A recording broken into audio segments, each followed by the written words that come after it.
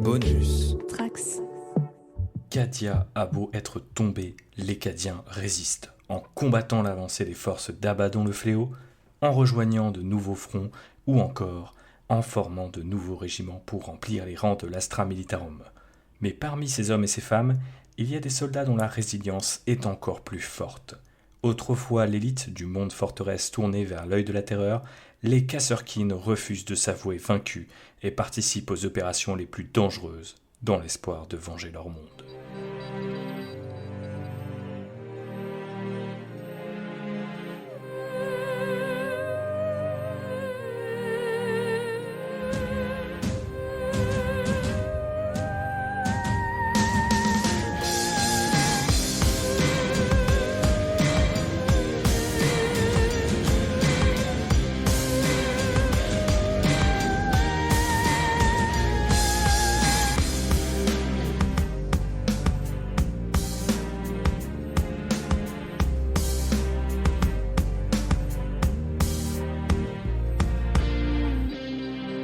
Bonjour à toutes et à tous et bienvenue dans la Reforge, un format court pour l'Enrider. Vous le savez, dans celui-ci, on va s'intéresser à un kit venu de Warhammer 40 000 aujourd'hui, puisqu'il s'agit des Kasrkin, qui est d'abord sorti, je dois le préciser, pour un dérivé de Warhammer 40 000, à savoir Kill Team, un jeu d'escarmouche assez tactique, mais on va reparler des subtilités entre ces deux jeux quand on passera à la partie hobby. Mais tout d'abord, je vous invite à découvrir le fluff derrière ces soldats d'élite.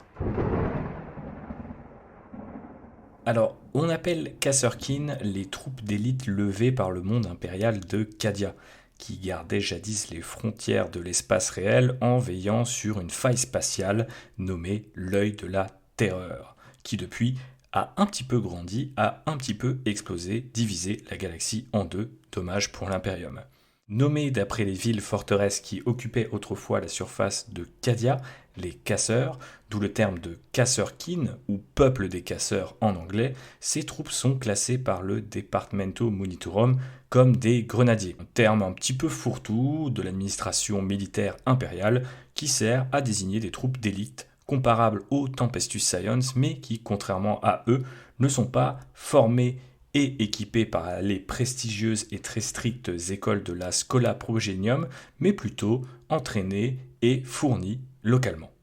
Et pour cause, les Kasrkin étaient jusqu'à la destruction de Cadia recrutés parmi les jeunes recrues cadiennes, aussi connus sous le nom de boucliers blancs. Repérés pour leur potentiel, ces aspirants suivaient alors un entraînement encore plus rigoureux que la moyenne cadienne. Depuis la disparition du monde forteresse, cependant, les Kasrkin, d'ailleurs connus pour leur esprit d'initiative, ont adapté leur méthode de recrutement et ils misent désormais plutôt sur des vétérans cadiens qui sont invités à rejoindre leur rang. Les Kasrkin suivent les principes généraux de la garde impériale, mais à un plus petit échelon. La plupart sont déployés en escouade individuelle, commandés par un sergent ou un officier supérieur et composés de différents spécialistes, comme des maîtres de la reconnaissance, des snipers, un médic, ou encore des soldats versés dans l'art des transmissions, ou plus simplement et plus subtilement, de la démolition. Étant donné leur adaptabilité et leur efficacité, les Kasrkin sont souvent déployés sur des objectifs plus précis que la plupart des unités de l'Astra Militarum, à savoir là où leurs talents ne seront pas noyés dans la masse impériale ou bêtement perdus dans le feu ennemi. Plus d'une campagne a donc été emportée ou sauvée du pire par les Kasrkin, toujours recherchés parmi le haut commandement de la garde impériale, bien que de nos jours, ces soldats ont de plus en plus tendance à agir uniquement sous les ordres d'officiers cadiens, voire à leur propre initiative, utilisant leurs irréprochables états de service pour se dépêtrer des conflits administratifs ou politiques qui rongent les rangs de la garde impériale.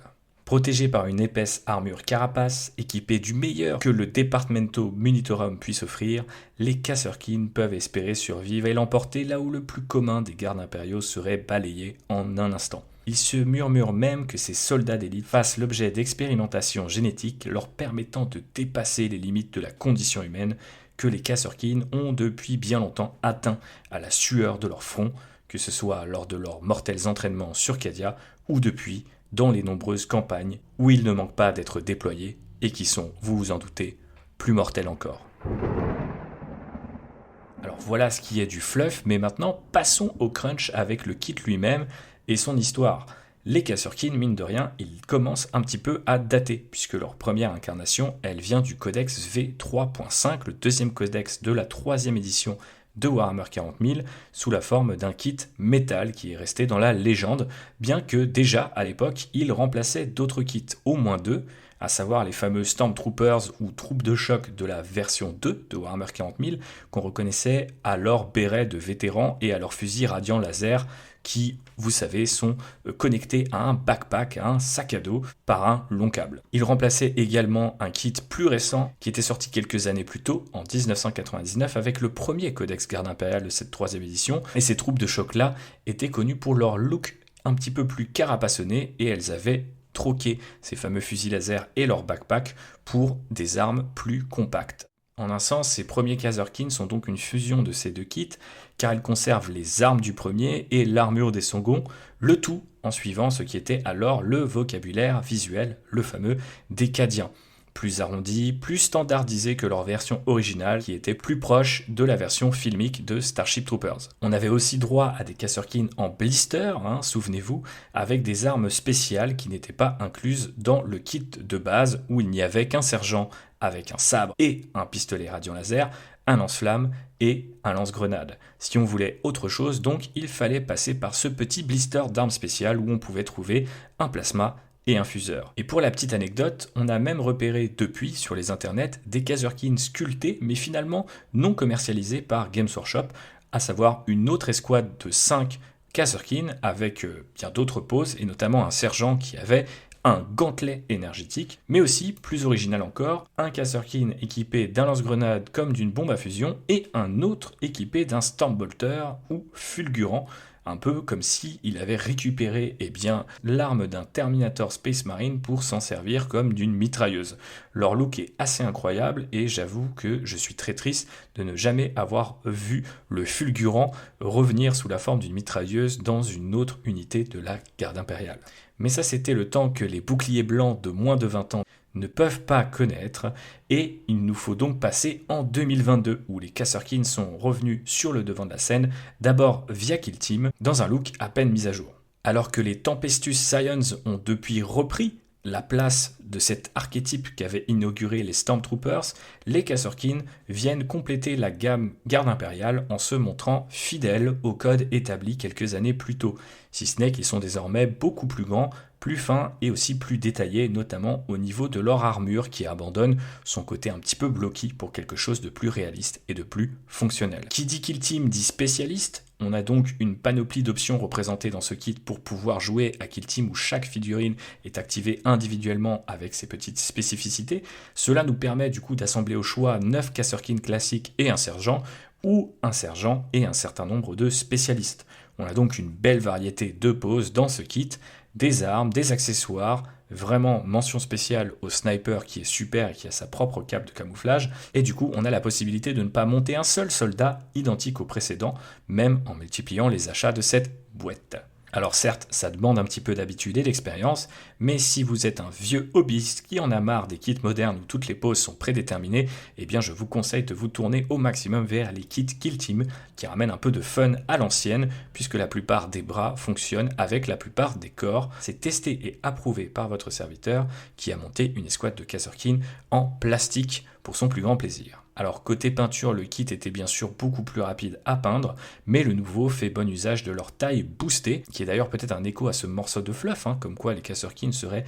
légèrement augmentés génétiquement parlant. Alors on comprend mieux les détails avec cette nouvelle échelle, et notamment ce qui fait la jonction entre l'armure et l'uniforme de ces petits gars. Par contre, attention, on a tendance à croire trop souvent que les Kasrkin ne sont jamais, d'un point de vue modélisme, que de gros Cadia, mais mine de rien, le kit ajoute pas mal de détails, et j'ai moi-même été surpris du temps que ça prenait de peindre ces spécialistes plus détaillés, les câbles de leurs fusils radiant laser, etc., etc. Enfin, j'en place une pour Unbroken, la figurine Warhammer Plus de 2023, qui faisait écho à une illustration de ce fameux codex 3.5 dans lequel les Kasrkin étaient introduits. D'ailleurs, il me semble qu'à l'époque, un petit texte à côté de l'illustration nous précisait que le Kasserkin avait volé ce sabre, d'ordinaire réservé aux unités mécanisées ou aux unités de cavalerie, et finalement, eh bien, le sabre a fait son petit bonhomme de chemin du côté des Kasserkin, puisqu'il est non seulement inclus dans cette figurine Unbroken, mais c'est normal puisqu'elle se base sur cette illustration, mais aussi dans le kit de Kill Team où vous avez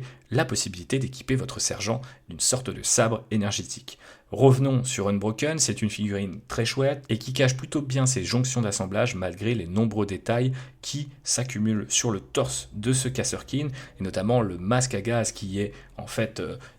non équipé, qui pendouille un petit peu sur son cou. On a des fumigènes, on a la figurine qui est dans une pose un peu plus relâchée, donc tout ça est très joli et très agréable à peindre. Je vous la recommande si vous pouvez encore mettre la main dessus.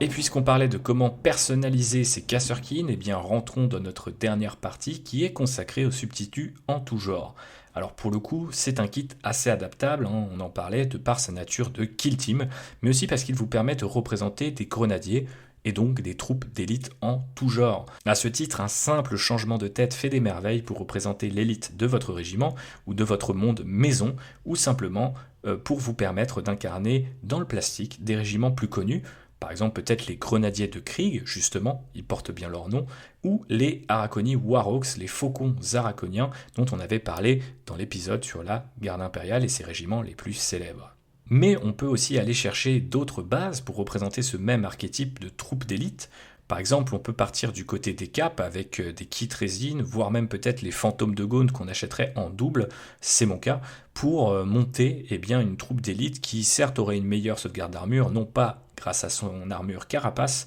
mais à des capes de caméléoline qui permettraient à vos soldats de se camoufler dans le décor. On pourrait aussi imaginer aller chercher les Arbites, qui ont eux aussi des armures assez imposantes, ou même tout simplement rester sur les Tempestus Scion si on préfère ce look-là plus gothique, plus baroque pour de la GI d'élite.